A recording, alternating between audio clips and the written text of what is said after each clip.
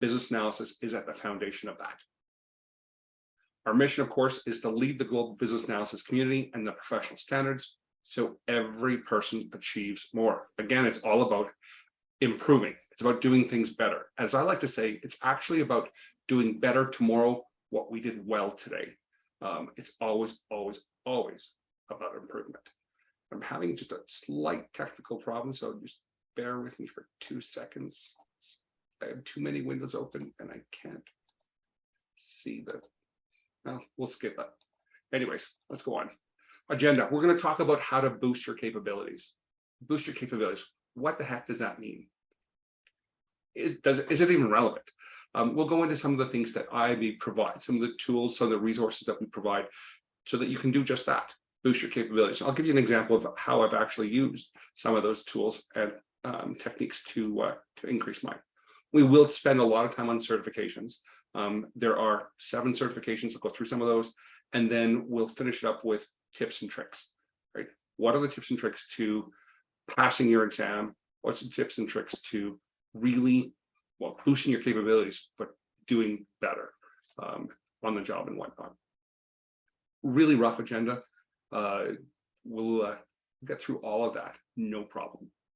So boost your capabilities. Well, do need to do a little bit about IAB. We have over 30,000 members, 120 chapters, which the Sacramento Valley chapter is one of them.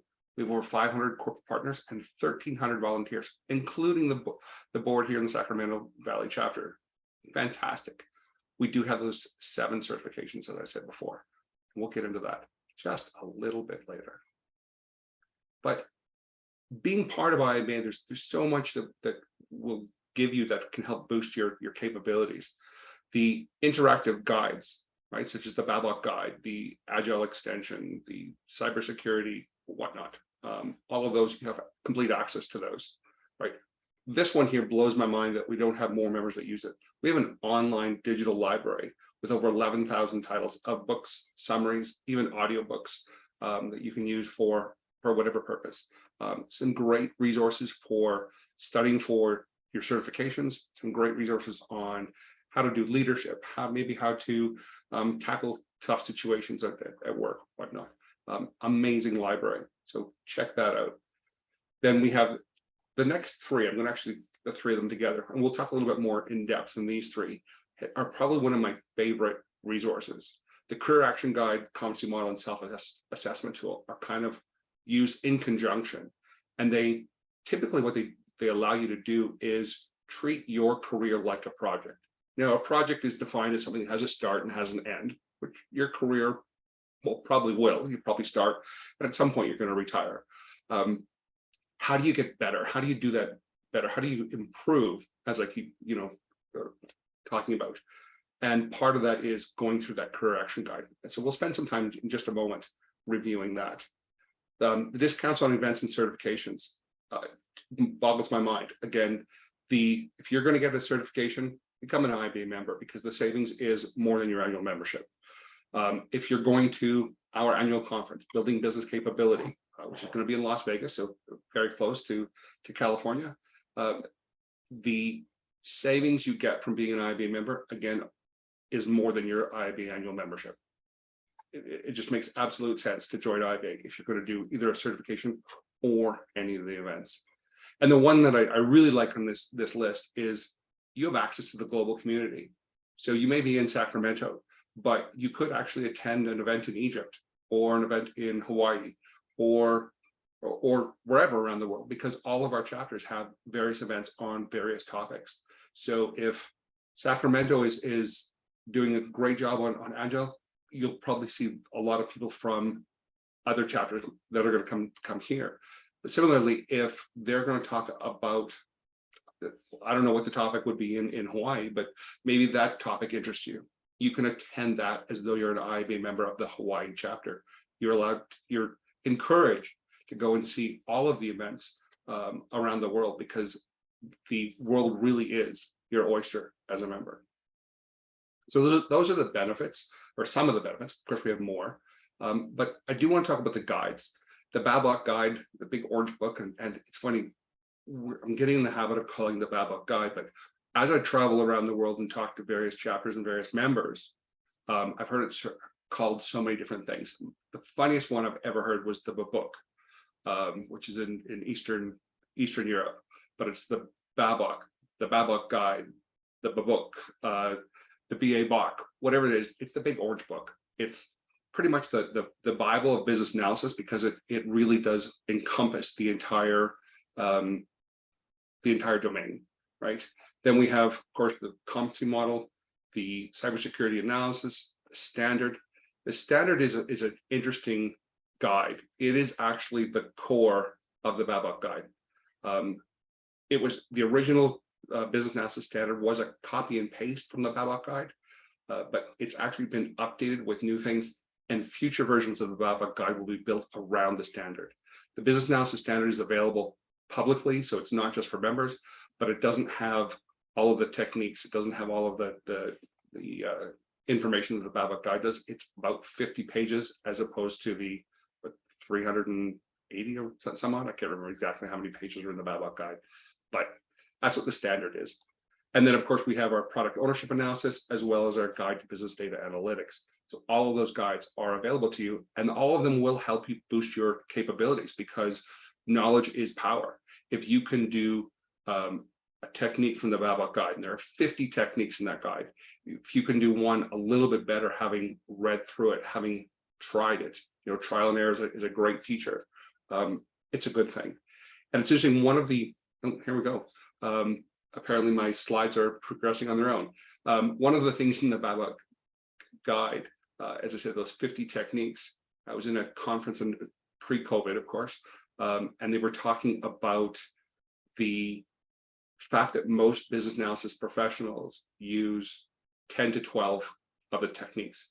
So what you might want to do, if you want to boost your capabilities, is go through that Babok Guide and say, this year, I'm going to learn these 2 new ones. I'm going to try them, or 3 or 4, whatever the number is, right? Push yourself to learn more so that you can approach problems or opportunities in a different light. One of the things we just launched is our IABA job board, our career center. It's a great resource. It has, if you can upload your resume. So if you're looking for a job, it's an awesome place. There's a resume review session, so you can have your resume reviewed to see if it's appropriate for the jobs you're looking for. All that's available to our members, complimentary, free of charge. So again, a great benefit. The one thing that I think is maybe a little bit problematic with it is very US centric on its jobs. So, but that shouldn't really dissuade you, as most of you are in Sacramento Valley, so that shouldn't be a problem whatsoever. So give that a check out, and you can see the new jobs. Career Action Guide. This is what I mentioned earlier. This is the one that I used early on in my career. So I've been a practicing business analysis professional for well over 20 years now. I've been a member for 15 years next week, if you believe it. And I did use this during my career. Career Action Guide is nothing new. It's been around for a long time, and it's a way to review where you are.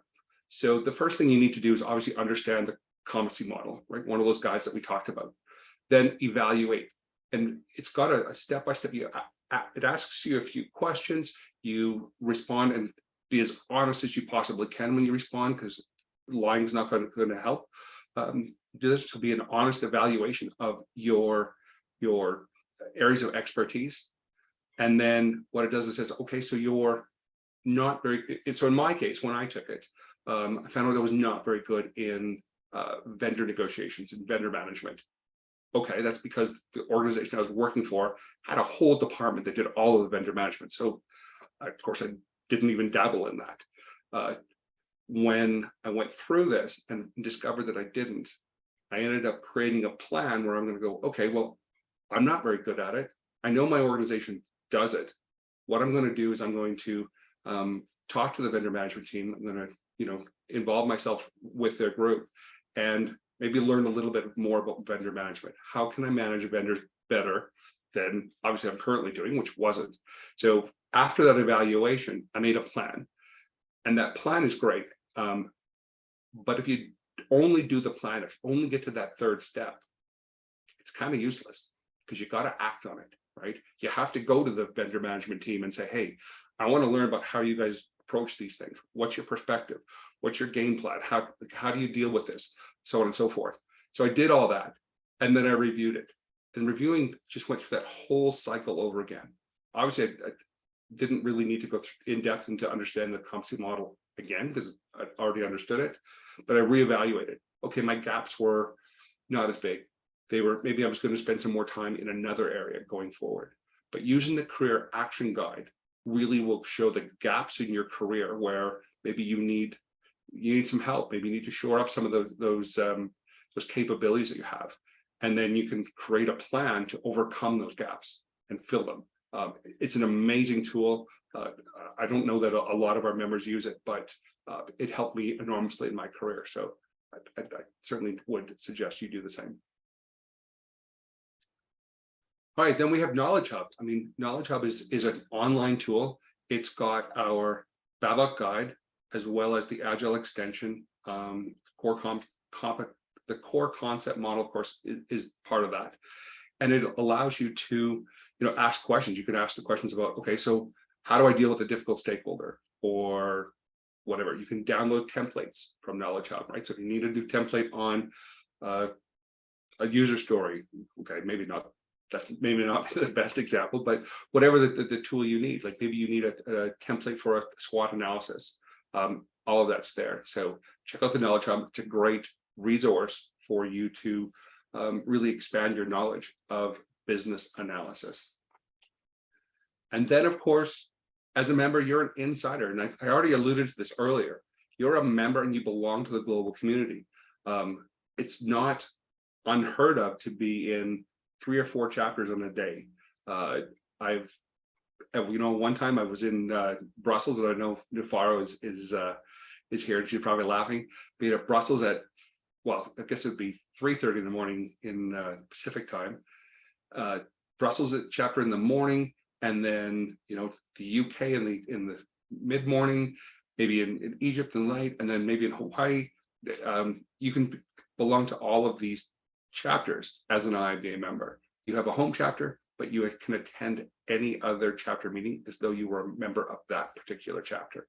And that is a really, really cool benefit because it gives you a global perspective, and it gives you a different perspective on how business is done, and maybe different points of perspective again.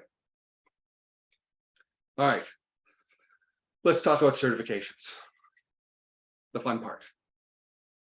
All right, so if I look at the numbers, we have over 8,800 ECBA certified people in the world. They don't have to be members, of which 34 are in the Sacramento Valley chapter. 1,200 CCBA, 4 in Sacramento, and over 10,000 worldwide CBAPs, of which 32 are here in Sacramento. Similarly, AEC, there's 1 in Sacramento, 1 CBDA, no cybersecurity yet. Judging by that poll at the beginning, that may change this year, according to respondents. And of course, there's no certified product owner analysis either. So those are the certifications that we have, and the certificate holders worldwide, as well as the ones in Sacramento Valley. It's pretty cool that we have that many. But so what, right? So if we look at the global state of business analysis, what we refer to as the GSBA, people that are certified earn 12% more. I wouldn't mind a 12% raise. That'd be fantastic. I'm not saying you're going to get a 12% raise. That's not what I'm saying. But on average, they do earn more than those that are not certified, right? And then typically what happens is as we polled our community, we found out that 28%, so almost a little between a quarter and a third of all respondents thought that they saw a benefit, almost immediately. Over half within the first 6 months. I know that certification did a lot for me when I got my CBAP certification. It gave me the confidence. It gave me the confidence to stand up to our organization. So I'm going to back up. I got my certification 15 years ago.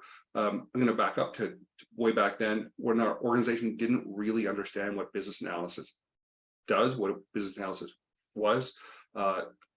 In many organizations at the time, we were considered junior project managers, we were note takers, and we did all sorts of stuff, which I'm embarrassed to say.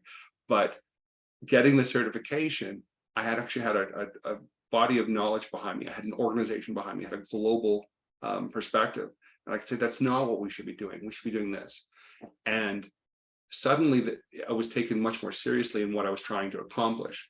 Suddenly I had this confidence that, I've got this backing and we could proceed. We could make our projects better. And our CIO actually agreed with me. He says, that having business analysis on our projects was making a huge difference. Note takers, not so much, but true business analysis, understanding the problem, defining needs, recommending solutions, was providing value. So certification has done so much for me. And of course, 92% of respondents would recommend certification to support their career development. It's a great opportunity. It's a great opportunity to showcase what you can do, to prove that you can do business analysis, that you can give those better business outcomes that we talk about. It's a great opportunity. Yeah, and I already mentioned this, the higher confidence at work. Wow, 30%. And it is interesting to have that backing and know that you've proven to yourself, and you've proven to your organization, and you've proven to the global community that you understand the concepts, that you can apply them, that business analysis is stronger. The one on this chart that I'm not really believing is the no perceived benefit.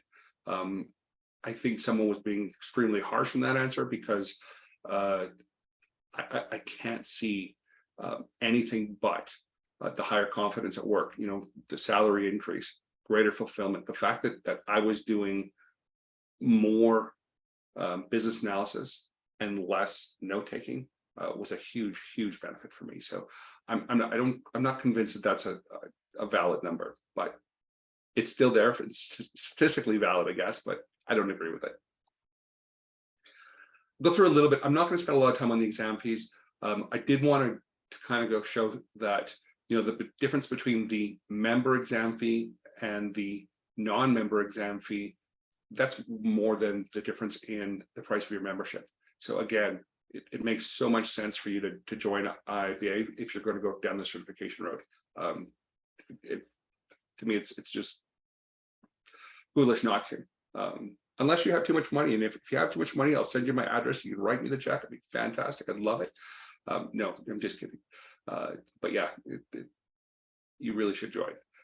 The three core certifications, we call them ECBA, CCBA, and CDAP, all have an application fee, although I'm hearing rumblings that the ECBA application fee may be rolled into the exam fee, but that's down the road. But they all have an application fee, and that's a lot of it is because of they need to validate your work experience and validate a number of things. So that's part of the application. Cybersecurity and product ownership analysis are a little bit different in that they have extra learning materials, either through a learning management system or extra materials that are not included. And a lot of these are done in conjunction with another organization, such as IEEE for the cybersecurity. And again, you can see the member fee versus the non-member fee. If you are a program member, so your organization is a corporate program member, an academic member, or a training provider member, then it goes down even further. I won't spend too much time on this because this is just a lot of numbers and a lot of detail.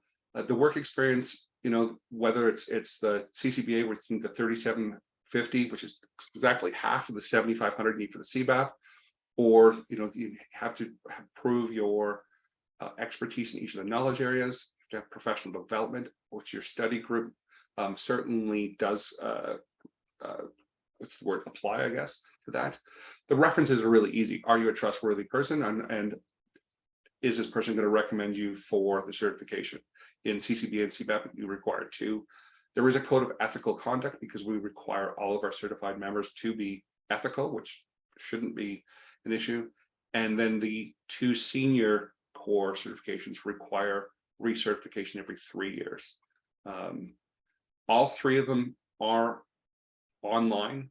I think the CBAP and the CCBA are also available to write in person in a physical center. We do not get a lot of people doing that. Most of them want to do it online. It's just easier, and it's interesting. We announced this basically in the fall of 2019. So it came online the January of 2020, and of course, January 2020 is when the pandemic really hit and people were locked in their homes. So it was really good timing to launch online proctoring for your exams. We're pretty happy with that. And then of course the specialized certifications, whether it's the Agile, the data analytics, cybersecurity, or product ownership, are all a little bit different. The 2 on the right do not require any recertification. The 2 on the left require certification every year. It's only 20 CPUs as opposed to 60, but similar. Different timelines for it, different number of exams. They're all multiple choice based exams. If we go back, I'm just going to retouch base on the core certifications, if I could. The CCBA, the CCBA is case based. There's a couple test bases can't speak today. A couple of case scenarios, whereas the CBAP is very scenario based. It's okay, so you're doing this project, this is what's happening, what's your next step? It's all based on not knowledge, but how you apply that knowledge.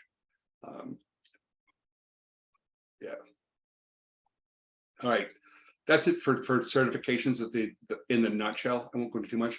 And we'll give you some tips and tricks on how to study for the exam. I think first and foremost, read the content, read whatever the guide is, or participate in the learning materials, whatever the case is. But you have to understand the content before you're going to do anything else, and then review it. Right? Test yourself. Find some online exam. Find a study group in maybe the online library. Test yourself. See how you're acting, and then analyze the gaps. Then do the whole thing over again. I know when I got my CBAP exam or CBAP certification, I went through a period of, obviously I read the BABAC guide 3 or 4 times. Wouldn't recommend that because it's not exactly a page turner. Read it 3 or 4 times, understood the content, took a copious amount of notes, and then I did some online testing.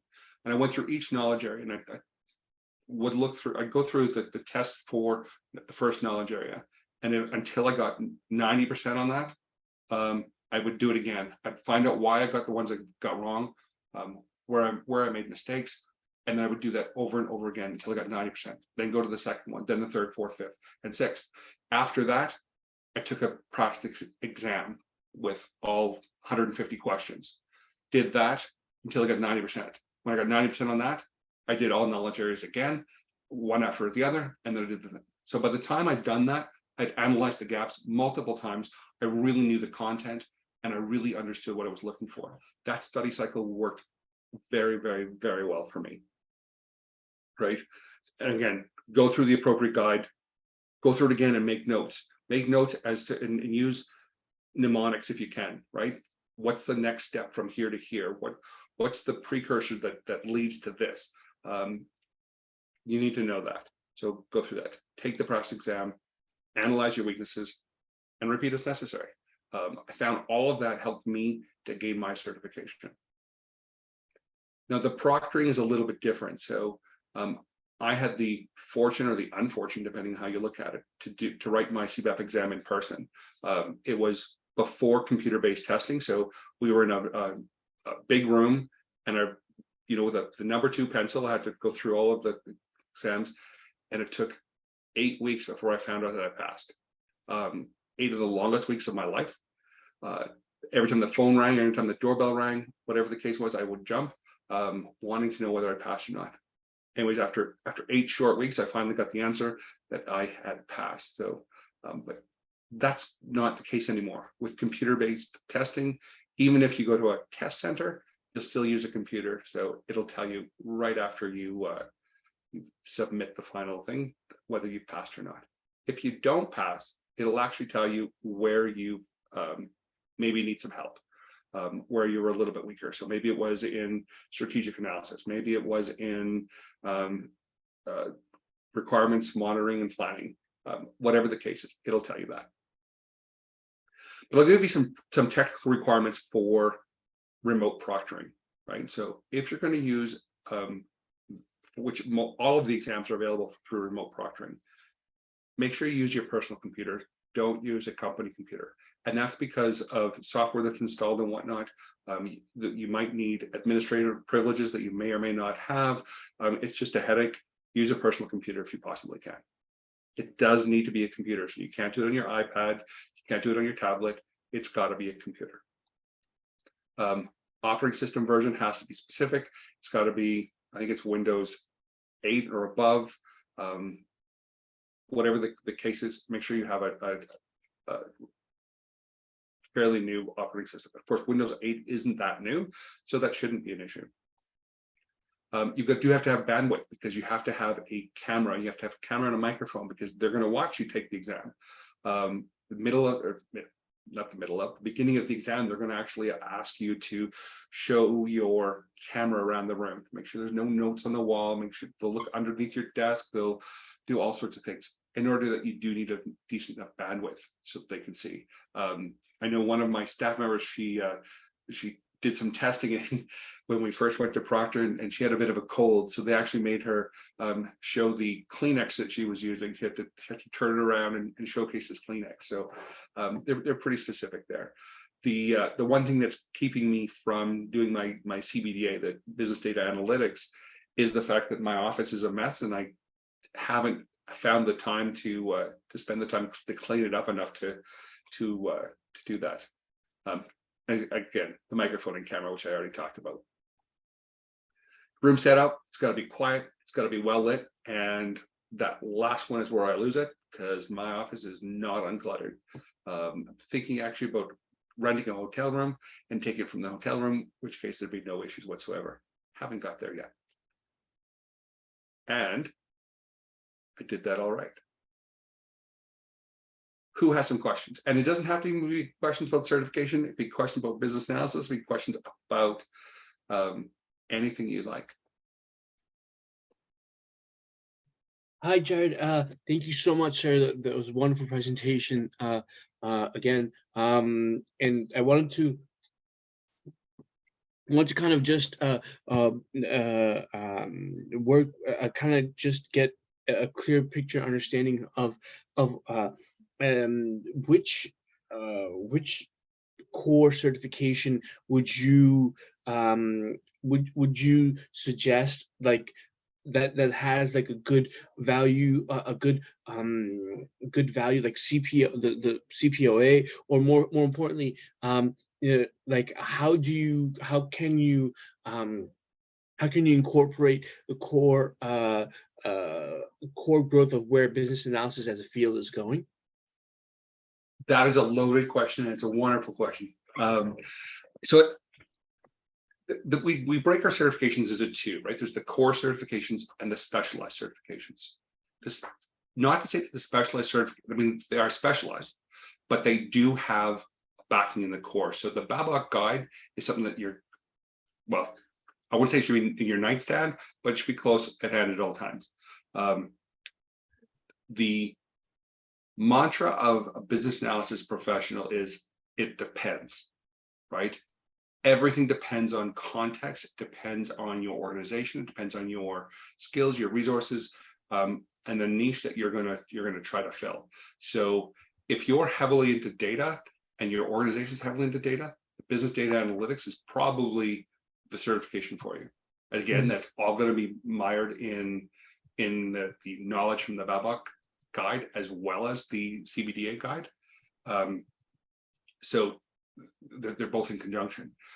I think from a core certification, I would look at your experience. How experienced are you? Because you need to have so many hours.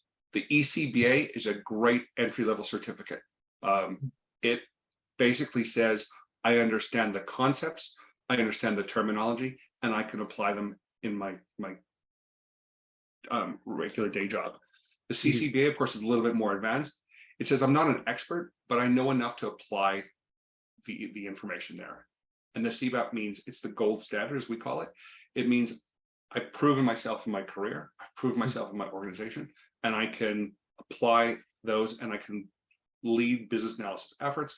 I'm a more experienced business analysis professional. From a core certification, that's quite simple. In the specialized certification, it really, really depends where the niche that you're trying to get into is, right? So if your organization is worried about cybersecurity, and I will guarantee you that they are, cybersecurity may be the path you want to take, right? Business data analytics, everything is run by data. ChatGPT, for instance, is all data driven, right? Artificial intelligence is run by data. But maybe you're taking on more of a product ownership role, in which case the CPOA would be a great example. It really depends on where you are in your career and what your organization is doing. Sounds good. I highly appreciate that, sir. And then but the thing is, when I look at the document, I'm looking at the document, right? So I'm like, okay, let me do my certification, and I'm sitting in front of the document, and nothing goes in. Like, it's just like I just keep staring at it, and I can't move forward past one page. So I'm stuck, and I need major help trying to figure out to turn the next page. It's like it's impossible for me, and it's like I just read it. I'm like, yes, that's true. And I'm like, then I ask myself, what did I learn? It's like nothing, blank, absolutely blank. Nothing. Like it's just like I was staring at a screen. Nothing went in my head. So how do I kind of? So there's a different. It sounds like you need a different perspective. You need a different approach, right? Maybe reading the Babok guide isn't the best option for you. Maybe going to Knowledge Hub would be. Knowledge Hub is a little bit more interactive. Same basic information presented in a different way. So when you come against a problem at work and you've used your tried and true techniques to get past it, and they're not working, then you have to switch your tactics to switch how you're going to do it. So maybe reading the Babok guide isn't the way to go. Maybe it's the Knowledge Hub. Maybe it's a study group. Maybe, there are so many different options for you. So just if it's not going in from reading the guide, choose a different option. Change the perspective. That was awesome. Thank you so much, sir. And then do you continue that? And if you follow that, will in the future will that same process work in the future as well? I think that process works throughout your life, not just your career, right? If one of my mentors used to say to me, says that obstacles are meant to be stepped over, not to be hidden behind. So you can't say to okay, I can't get past this. You have to reframe the question. What will it take for me to get past this? And I think once you put that in a different perspective, as I said, if you're approaching it rather than reading a guide, you're attending a study group, that's a different perspective, and maybe you'll learn differently, because we don't all learn the same way. We don't all learn using the same techniques. Like I can go to a classroom and listen to a professor talk about something for an hour, and pretty much all I can say at the end is I've lost an hour. Whereas I can have a discussion or maybe read a white paper or whatever, and I'll have a better experience. Everything just depends, just a different perspective. And it doesn't apply just to business analysis, that applies to life in general. Although I must say, I think business analysis applies to life in general anyways. But that's just my personal view on that. Sounds good, sir. Thank you so much, sir. I highly appreciate that. Thank you again. You're welcome.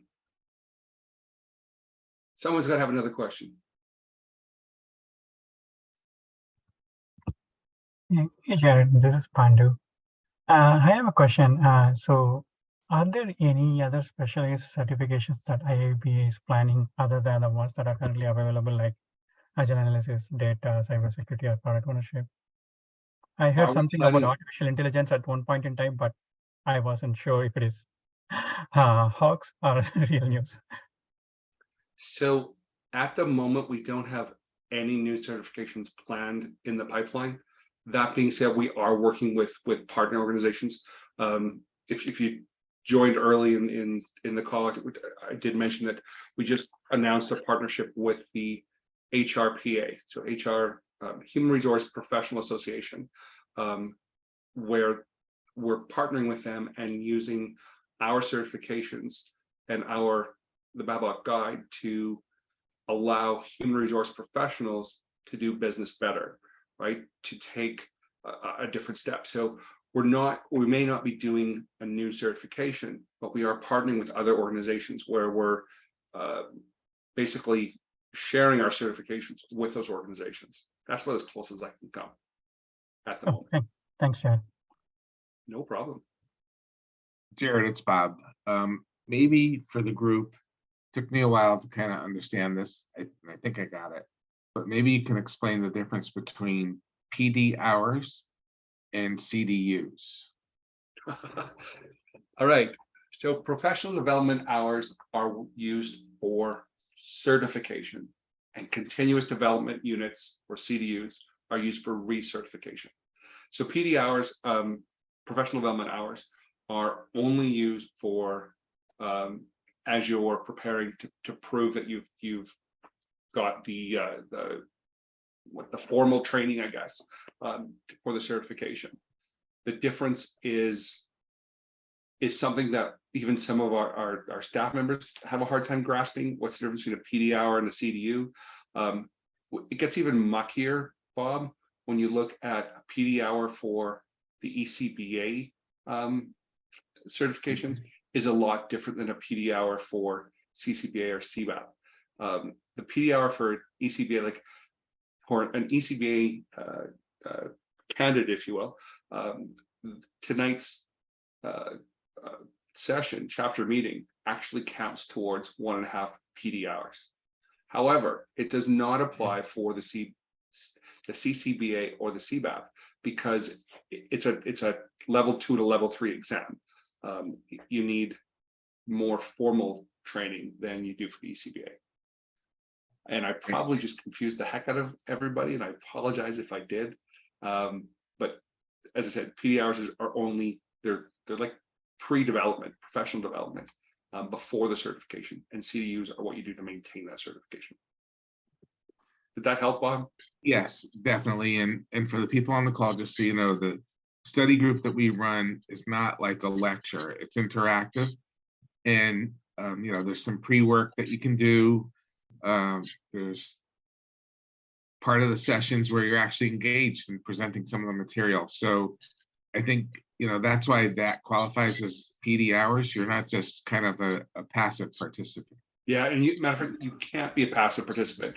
So the great thing about the study group is it has to have the ability for you to interact with the content, right? You have to be able to ask questions. You have to have a certified individual available in case, okay, so how do I do this? Or how do I do that?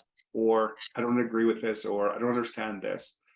You do have to have a certified individual as not necessarily as a facilitator, because a lot of the study groups, and I don't know how you run yours, a lot of the study groups are actually attendees facilitate. So typically we break the chapters into various groups, and each group presents their perspective of that chapter. So the best way to learn is to try and teach something. And at the end of the day, you do have to prove that you learned something. So there's either a quiz or some sort of game that you play to show that you really did learn it. Those things have to happen for PD hours towards the CCBA and the CBAP. Great, thank you, Jared.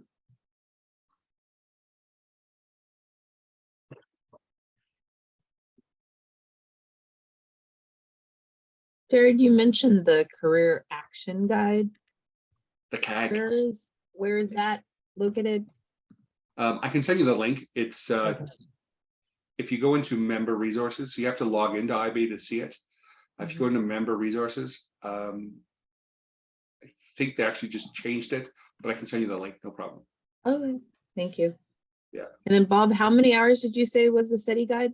I mean, if you went to the study sessions? The BABAC study group, it's 14 sessions, 2.5 hours, comes out to 35. And that's the minimum required to qualify for the CBAP test. And so for 35 hours, you need 35 hours of PD hours. Sorry, you need 35 PD hours to schedule the CBAP exam. So yeah, that's why you need that. And it's a two-step process too. So first, almost like the Six Sigma, if anybody's done that, first you have to apply, say, I'd like to take the test. Can I be accepted to even take the test? So you get past step one, and then step two is then you then schedule the test. That's why there's separate fees for both of those actions. And it's interesting that one of the things that we're looking at is it'll be in the, I won't say near future, but in the future, is automating our CDU capturing. So if you join today's meeting, and this again, this is CDUs, not PD hours, but you join today's meeting, well, then you would automatically get the 1.5 hours added to your profile. One of the things that I think is kind of cumbersome is the recertification process. So going through into my IABA profile and adding that I attended this meeting. Wouldn't it be great if that was done automatically? Yeah. So I think the only other question I have, so I got my ACBA in 2021, and I've been utilizing the BABAC, things that I learned for the last year. So my thought would be not till 2024 would I want to do the CCBA. The hardest part though is how do you figure out the hours? Like when it says 3750, so every time you do a project, should you be logging it? Because it's a lot of tracking. So yeah. that's a question I get a lot, is how do I log the hours? Yeah. What I did with mine is, now thankfully I was working at the same organization for the past 10 years, so I could go back and Outlook and see all the meetings I was at and all the projects I was at. And just like when you look at the weather forecast, the closer you are today, the more sure you are of what you did. The further it goes from today, yeah, it gets a little nebulous. So it got a little bit fuzzy in some of the things, but I knew that, in this project, these are the things I did. These were the business analysis tasks that I'd done. So going on, if it says 3750, don't stop at 3750. Look at your last 5 years, and if you have 7,000 hours that you think apply, put all 7,000 hours in. That's not a problem, because they'll look at it and go, yeah, well, this task isn't a BA task. This is a tester task or a project management task. So over deliver in those hours. That way, when it's reviewed, it'll like, yeah, okay, some of the stuff doesn't qualify, but they've overdone it, so not an issue. Okay. That So makes sense. I have a question in chat that was sent to me about, how do we convince a friend to choose I-based CBAP instead of the PMI's PBA? PMI's PBA is a great certification. I'm not going to say otherwise. You'll never see that. One thing I do like with the CBAP versus the PBAs, the CBAP is more about business outcomes, and it's a more, in my mind, it's a more senior certification because it doesn't look at just what happens in a project. It also includes pre-project, because it also looks at strategic analysis or enterprise analysis, which I think are critical components to a project. It's not just about doing the project well, it's about choosing the best projects that's going to enable those better business outcomes. But the PBA is a great certification, absolutely.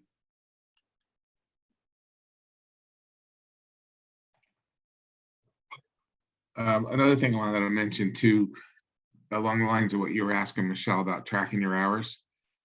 Some people have a tracking sheet, and Watermark, who I think they're a partner with IBA, right, Jared? They're an endorsed educational provider, yes. Watermark Learning. they have a tremendous amount of resources out there. And one of the things they have that you can download for free is their worksheet to start tracking your hours. And it's got formulas built into it. Okay. So, you know, if you want to like figure out, like say you spent 1,000 hours doing something, but you don't know exactly which of the knowledge areas you did the work in, you could put percentages, like 10% of the time I spent here and 20% there. And then over in the other side of the sheet, it translates that into actual hours for you. It totals them up. So they have a pretty nifty spreadsheet to just start keeping track of things. And that's for the certification. Is that right, Bob? I'm sorry, say that again. That's for certification? Yeah, if you're going to track your hours to, you know, see if you qualify to take a test. And their worksheet pretty closely mirrors the IABA site. So on the IABA website as a member, you could start tracking your stuff in there too.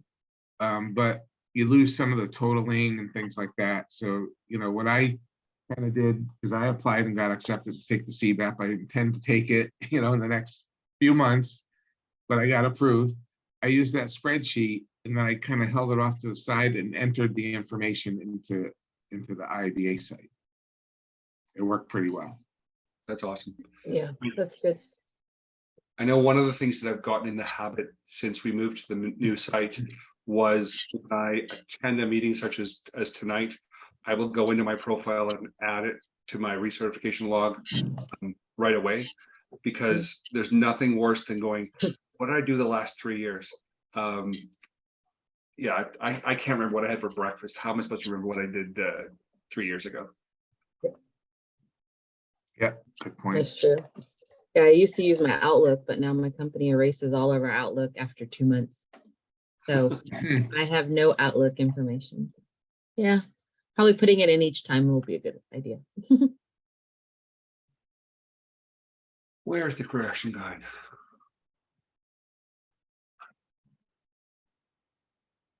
I found the other one, the self-assessment tool. That's really neat. I'll try that out. I liked just thinking about, you know, what techniques I can add, 1 or 2 new ones a year. That was a good idea.